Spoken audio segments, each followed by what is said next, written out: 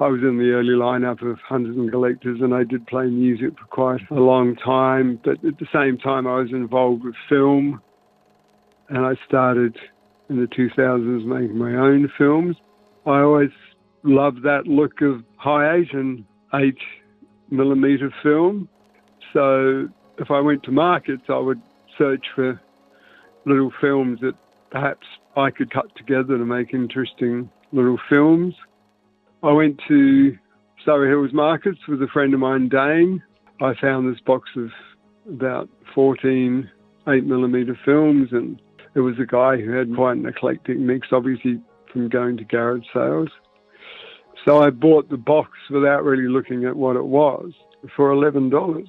When I actually started looking through the box, I went, oh, look at this, Dane, and there was a tape with Beatles written on it, and he went, it can't be, and I went, yeah, I don't think it is.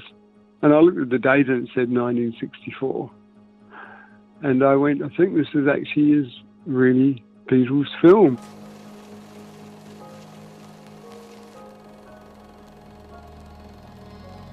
I looked at the name and it had E. Walquist, and I actually Googled him, and he turned out to be quite a fascinating character, including the fact that he wrote for the Sydney Morning Herald from 1958 until 1974, wrote the music column for them, and of course covered the Beatles.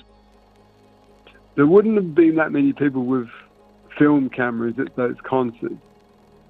From the footage, it looks like he's sometimes on stage, filming down on Ringo, and it is almost like a cinema verite, that kind of has that edge to it where it's really personal footage of the Beatles rather than a professional setup. So he catches the Beatles in these quite beautiful moments in that little bit of film, where John's looking at Ringo and smiling at, and George and Paul are singing together. And I mean, it looks almost like, for want of a better term, a punk rock film, because it's them in the raw, so to speak.